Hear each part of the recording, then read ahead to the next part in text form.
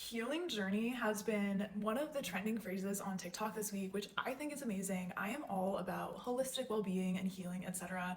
However, I do think there is something missing from this conversation, which is finance. And let me just dive into this because I feel really strongly about this topic. We talk about holistic health and holistic well-being, but to me, I think the term that is missing is holistic wealth.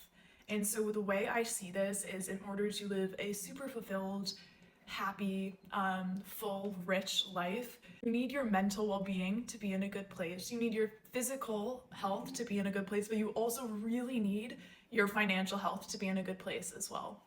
So, holistic wealth, holistic health, however you want to put it.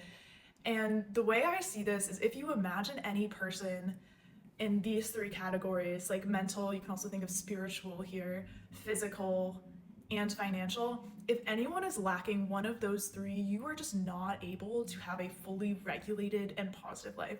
For example, if you are on your healing journey and you're doing a ton of inner child work and doing everything you can to get yourself out of a dark mental place, like that is amazing.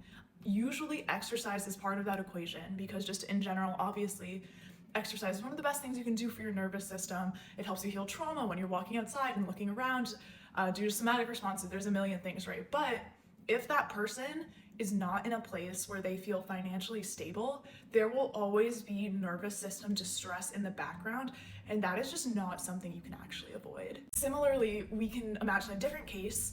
Maybe we imagine the super successful finance bro who has hella money, he's really into the gym and everything, but is not focusing on his mental health at all. And maybe is living a deeply unfulfilling life because he's not spiritually and mentally fulfilled either. A lot of stress, maybe not having a spiritual practice that makes you connected to yourself and your community.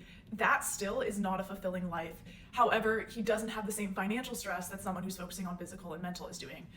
Third case, if you're lacking physical health, if your finances are good and your mental well-being is good, being not exercising to your fullest potential, obviously everyone has different abilities, right? But not moving your body over time will cause health issues, which will cause you financial and emotional distress. It's really a trifecta that I don't think enough people talk about because having one or two of those categories in good shape without the third is not going to let you live a fulfilling life, unfortunately.